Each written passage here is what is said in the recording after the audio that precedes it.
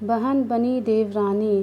प्रीति, mummy मैं आपको कितनी बार मना कर चुकी हूँ कि मैं जिस घर में किसी को जानती नहीं पहचानती नहीं उस घर में मैं शादी कैसे कर सकती हूँ। मैं तो ससुराल में बिल्कुल अकेली पड़ जाऊँगी। माँ, पर प्रीति बिटिया, एक ना एक दिन तो हर लड़की को अपने ससुराल जाना ही पड़ता है और ये तो हर लड़की के साथ होता है। ससुराल में जाकर एक दूसरे को पहचानना, सबके दिलों में जगह बनाना, सबको प्यार बांटना, यही तो रीत है। कोमल, प्रीति की बड़ी बहन। मम्मी, अगर इसे ऐसी जगह शादी नहीं करनी जहाँ इसे कोई नहीं जानता ना हो तो ऐसी जगह तो कर सकती है ना जहाँ ये किसी को जानती हो, कोई इसका साथी हो। प्रीति, अरे कोमल दीदी, अच्छा हुआ आप आ गए। मम्मी को देखो ना, कब से शादी कर ले बोल रही हैं। जब मैं बोल दिया कि मुझे अभी शादी नहीं करनी तो क्यों बार बार मम्मी जिद कर रही हैं। कोमल, ठीक ही तो कह रही हैं मम्मी, एक ना एक दिन तो शादी करनी है तो क्यों ना समय रहते खुशी का काम ठीक ठाक हो जाए। वैसे अगर तुम कहो तो मैं तुम्हें एक सलाह दे सकती हूँ। मेरा इकलौता देवर मोहित अभी नई नौकरी पर लगा है और माँ बाबूजी उसके लिए लड़की देख रहे हैं, पर मोहित को अभी कोई लड़की पसंद नहीं आ रही। अगर आपकी रजामंदी हो तो मैं प्रीति के लिए अपने देवर से बात करूँ मम्मी। माँ, ये तो बहुत अच्छा रहेगा कोमल बिटिया। अगर तेरे ससुराल वाले इस बात के लिए मान जाते हैं तो तेरे पापा और मुझे तो कोई एतराज़ नहीं है। कोमल और प्रीति, तू बता। प्रीति, मुझे क्या पता दीदी, आपको जो ठीक लगे वैसा करो। अच्छा, मैं अभी आती हूँ। प्रीति शर्मा कर अपने कमरे में चली जाती है। प्रीति और कोमल दोनों सगी बहन थी। कोमल की शादी शहर के एक बड़े ऊंचे घराने में हुई थी। कोमल प्रीति की शादी के बाद अपने देवर से करती है। सब लोग इस रिश्ते के लिए मान जाते हैं क्योंकि प्रीति के स्वभाव को सब जानते थे। सबकी रजामंदी से खुशी खुशी रिश्ता तय हो जाता है और प्रीति और मोहित की शादी हो जाती है। प्रीति नई नवेली दुल्हन बनी नए नए सपने सजाए अपने ससुराल आती है। सब कुछ बहुत अच्छे से चल रहा था। दोनों बहनें मिलकर खुशी खुशी घर का काम निपटाती। घर का माहौल बहुत ही शांतिपूर्ण था। पर कहते हैं ना, जहाँ चार बर्तन होते हैं वो कभी न कभी बच ही जाती है। कोमल की सास प्रीति के स्वभाव से बहुत खुश थी। एक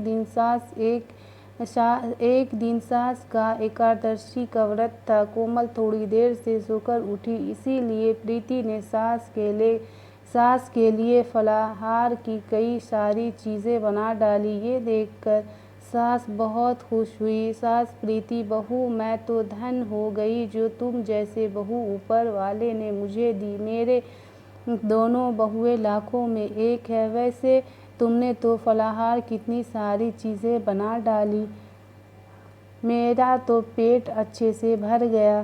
प्रीति, माँ जी आपको फलाहार पसंद आया, यह मेरे लिए बहुत खुशी की बात है। अपनी सास की प्रशंसा की हकदार पहले अकेली कोमल हुआ करती थी, पर अब सास का प्यार बँट गया था। प्रीति की तरफ तारीफ सुनकर कोमल को अपनी बहन से थोड़ी ईर्ष्या होने लगी, इसलिए उसके व्यवहार में बदलाव आने लगा। प्रीति, कोमल दीदी देखना, मैं कढ़ी बना रही थी, पकौड़े के लिए इतना बेसन काफ़ी रहेगा ना। कोमल, देखो प्रीति, अब तुम मेरी छोटी बहन नहीं, तुम मेरी देवरानी हो, इसलिए घर की जिम्मेदारियां सीख जाओ। हर समय मैं तुम्हें थोड़ी ही बताती रहूँगी क्या सही है और क्या गलत है, खुद भी तो बनाना सीखो। और वैसे भी मुझे बहुत सारे काम हैं। आज से पहले कोमल ने प्रीति से कभी ऐसा बात नहीं की थी, पर प्रीति इस बात पर ध्यान नहीं देती। अब तो कोमल अक्सर प्रीति को नीचे दिखाने की भी कोई कसर नहीं छोड़ती थी। एक दिन प्रीति ने गलती से दाल में देसी घी के तड़के की जगह तेल का तड़का लगा दिया, जिस पर कोमल उसे टोकने लगी। कोमल, प्रीति, तुम्हें पता है ना कि माँ जी को देसी घी के तड़के वाले दाल पसंद है, फिर तुमने तेल का तड़का क्यों लगा दिया? प्रीति, दीदी, वो देसी घी मुझे मिल ही नहीं रहा था, मैंने पूरी रसोई में देखा, इसलिए मैंने तेल का तड़का लगा दिया। कोमल, 6 महीने तुम्हारी शादी को हो गए हैं, अब तक मैं सी रसोई के सामान की देखभाल करती रहूँगी, तुम्हें तो देखना चाहिए। देसी घी हमेशा भंडार घर में रखा होता है, एक बार वहाँ जाकर देख लेती, कम से कम ये गलती तो नहीं होती। एक बात कान खोलकर सुन लो, यहाँ तुम मेरी बहन नहीं देवरानी हो। कभी ये सोचो कि दीदी दीदी करके तुम मेरी मदद लेकर घर में सबकी तरफदारी बटोरती रहोगी और मैं चुपचाप देखती रहूँगी। सास, कोई बात नहीं कोमल बहू, इस पर इतना गुस्सा होने वाली क्या बात है। कभी कभी देसी घी ना ही तो तेल के तड़के वाले दाल खाने में मुझे कोई परेशानी नहीं है, और वैसे भी तेल के तड़के में भी दाल बड़ी स्वादिष्ट लग रही है। मुझे प्रीति ने ऊपर से सफ़ेद मक्खन डालकर दिया था, और मखनी दाल तो मक्खन डालकर वैसे ही बहुत स्वादिष्ट हो जाती है। प्रीति की तरफदारी करती हुई अपनी सास को देखकर कोमल गुस्से से भर जाती है और पैर पटकती हुई अपने कमरे में चली जाती है। कोमल ने प्रीति से बात करना भी बंद कर दिया था, इस वजह से प्रीति का मन बहुत परेशान रहता था। कोमल की आंखों पर तो जलन की पट्टी बंधी हुई थी। एक दिन सास, क्या हुआ कोमल, तबीयत तो ठीक है, आज सुबह से ही सो रही हो। अरे तुम्हें तो बहुत तेज़ बुखार है। कोमल, माँ जी, मेरा सिर दर्द से फट रहा है, बड़ी घबराहट भी हो रही है। सास, प्रीति बहू जल्दी आओ, देखो कोमल बहुत बुखार तप रही है और इसने किसी को कुछ नहीं बताया, सूरज भी शहर से बाहर गया हुआ है।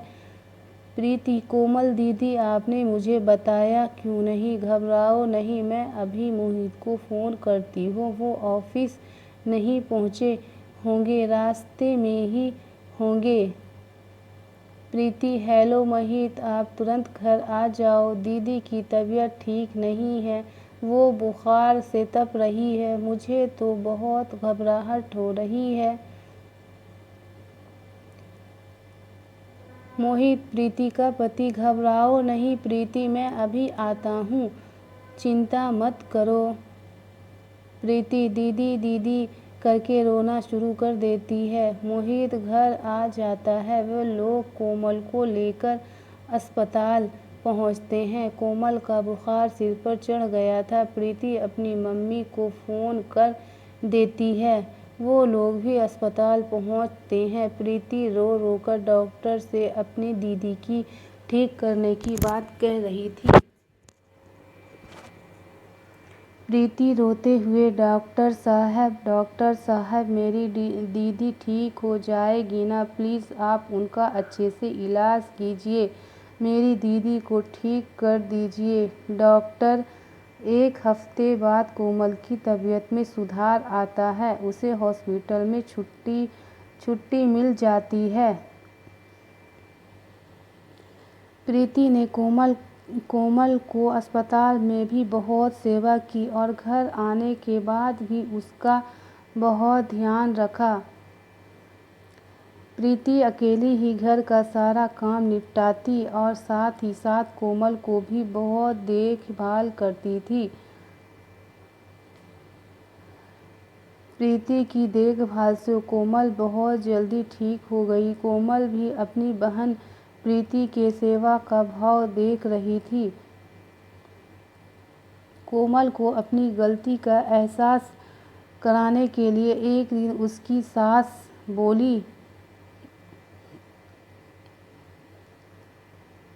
सास, प्रीति ने तुम्हारी कितनी सेवा की है बहू, भगवान ऐसी देवरानी सबको दे। अपनी सास के मुंह से ये शब्द सुनकर कोमल की आंखों भर आई। तभी प्रीति बोली, प्रीति देवरानी नहीं, बहन हूँ। माँ जी, बहनों में तो ऐसे मनमुटाव चलते ही रहते हैं। जब हम छोटे थे तब भी तो हम झगड़ा करते थे, तब क्या हमारा रिश्ता ख़त्म हो गया? प्रीति और कोमल, दीदी, अगर आपको लगता है थोड़ी बहुत लड़ाई झगड़े से हमारा रिश्ता ख़त्म हो जाएगा तो आप गलत हैं। मैं आज भी आपकी बहन हूँ। मैं अकेली भी आपकी कल भी आपकी बहन थी और आगे भी मैं आपकी बहन ही रहूँगी। देवरानी, मुझे कभी मत समझना और ना कभी बोलना। कोमल, प्रीति मेरी प्यारी बहना। प्रीति और कोमल एक दूसरे को गले लग जाती है। सास की आंखों में खुशी के आंसुओं से भर जाती। अब दो देवरानी जेठानी नहीं बल्कि दो बहनों का मिलन हुआ था। वीडियो अगर पसंद आया हो तो चैनल को सब्सक्राइब करें, वीडियो को लाइक करें और सपोर्ट करें। थैंक यू ऐसे ही वीडियो देखने के लिए।